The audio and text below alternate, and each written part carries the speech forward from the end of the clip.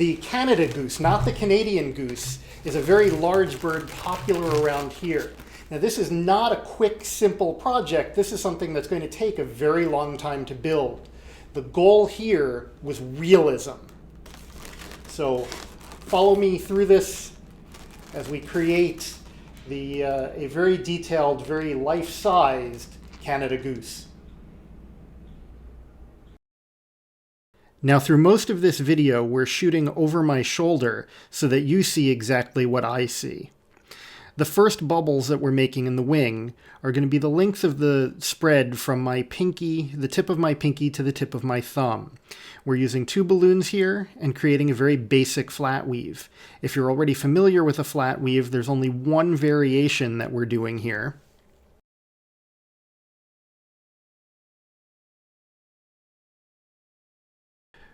As we go back and forth, at one end of the flat weave, you'll see that I'm putting 2 pinch twists. They're going to come in handy later. We're going to use those to help position all of our loose wing feathers. Now, as we continue this back and forth pattern, you'll also notice that the wing feathers that we're making are getting a little bit shorter. So every one of these long bubbles, or every pair of these long bubbles, is going to be shorter very slightly than the previous pair. We'll continue this pattern, getting slightly shorter each way, until we run out of balloon. Then we'll twist in what we can, break off the unusable tail, and right in that spot, we'll just tie in a new balloon.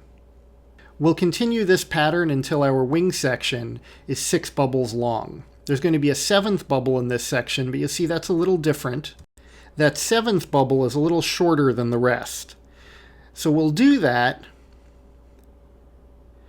by continuing initially the same way with our double pinch twists. And then we're going to have a short bubble that's ultimately going to be tucked into that wing section. This just allows us to move down a little bit. We continue the pattern very similarly to before, except that we have that extra bubble in there. So you'll see now that the pattern's the same.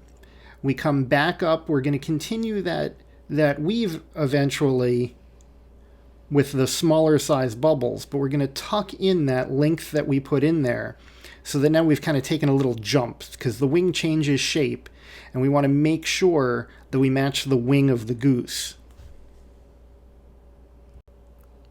We need to switch colors here, so we take off our extra balloons, take a look at what we have after it's tied off. So you can see that this pattern matches the drawing that I showed a minute ago.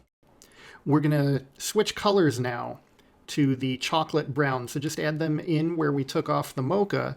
And again, we continue exactly the same pattern as before, just a basic flat weave, making sure to continue for 4 rows, also shrinking down a little bit, ending with a single row of black, the same double bubble roll through that you did before. You'll notice when we look at the drawing again, we have a slightly more complicated ending. You're going to have a series of bubble, double pinch twist, bubble, double pinch twist, bubble that we're then going to attach to the end. You can do this with the same black bubbles we were already using, or you can do it as a separate piece. I did it separate here only so you could see what I was trying to make. Again, those pinch twists are going to be used like before later when we add those extra feathers onto the wing.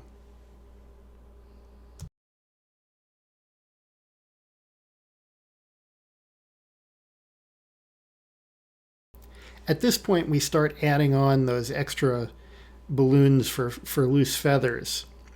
I'm going to start with a small triangle, so just 2 bubbles attached to the ends, and you can see how they fit in where those double pinch twists are.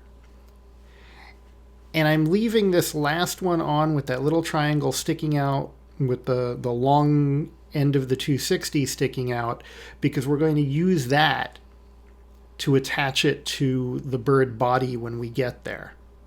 Here's the finished wing with all of the sections of bubbles, additional feathers added, that first triangle we did, another one following it. And while it looks a little bit random, this pattern was actually chosen because at a distance, when the sculpture is finished, it looks most complete and most like the actual wing on the goose. If you follow the drawing here, you can see how all of those bubbles are added, which colors and which lengths. So if you just pause the video, you can add them onto your wing here. Next, we add a little embellishment feather. That'll also help stabilize when we attach it to the wing. You can see how we'll just take the tail end of the balloon sticking out, wrap it around one of those pinch twists that we've got in there. And that will help hold everything in place a little bit later when we assemble everything. Here's where you see the importance of the double bubbles. They help hold all of those feathers in place. So now we can just reposition feathers and shape the wing as we want.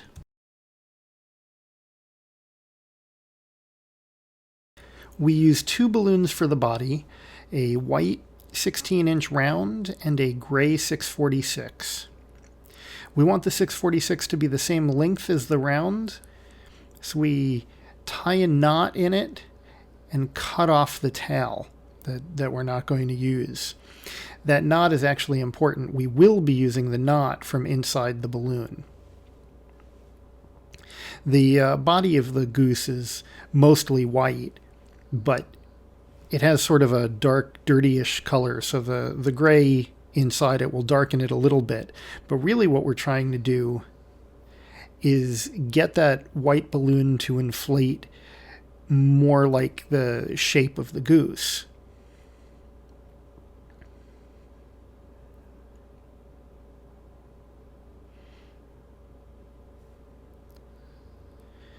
So now we're going to inflate the inside balloon. The white balloon will stretch around the gray. And you can see already how it's got a little bit of that shape that gives it not quite the 646 shape.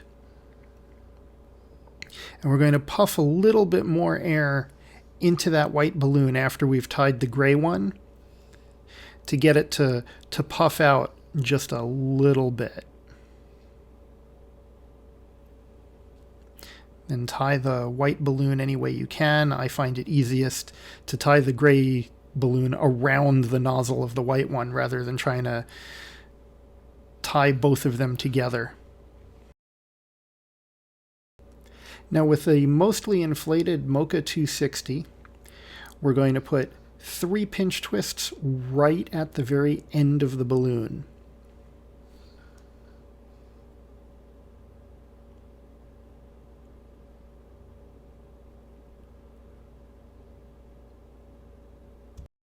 We're going to add in 2 mostly inflated 350s. These are going to form the back of the bird. So we're going to line them up side by side. And we're going to add the nozzle end of the white part of the body that we just made. And hold that along the 3 Mocha balloons that we inflated, so we get the length. We'll twist those 3 Mocha balloons together at the opposite ends, and that's going to get attached to the tail end of the body.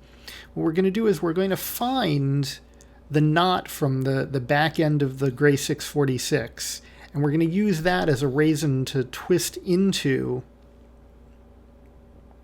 the 3 Mocha balloons.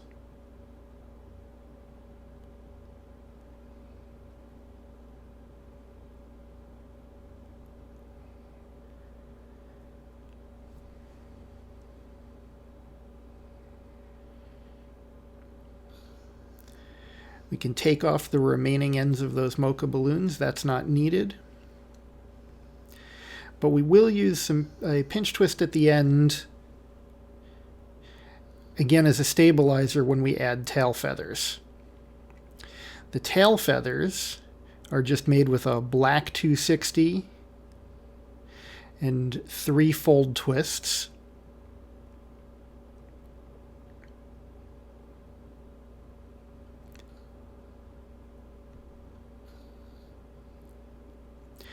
We're going to take the center fold twist and slide the bubbles from that through the outer 2 fold twists so that we have just a nice set of tail feathers.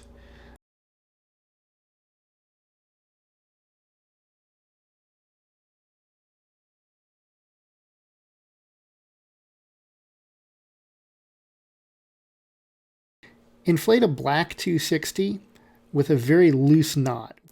A small, about 2-inch bubble for the beak, about 5 inches for the length of the head, a pinch twist in the back, the other side of the head. And then we're going to take a small piece of a white 260 that's going to be tied in a circle and looped around the pinch twist that we made. Take the black 260, stretch it over the white 260. Use your favorite adhesive to hold that in place. I use a strip of balloon bond because it's long enough to cover the space that I want that to attach to. And just hold that down in place. Put a little bend with your fingers into the neck of the balloon, so that'll shape the head and neck. Now take the knot at the end of the balloon and roll it outward towards the nozzle. And stretch a little bit and you get a nice little beak shape. And cut off the very tip so you have that pointy beak.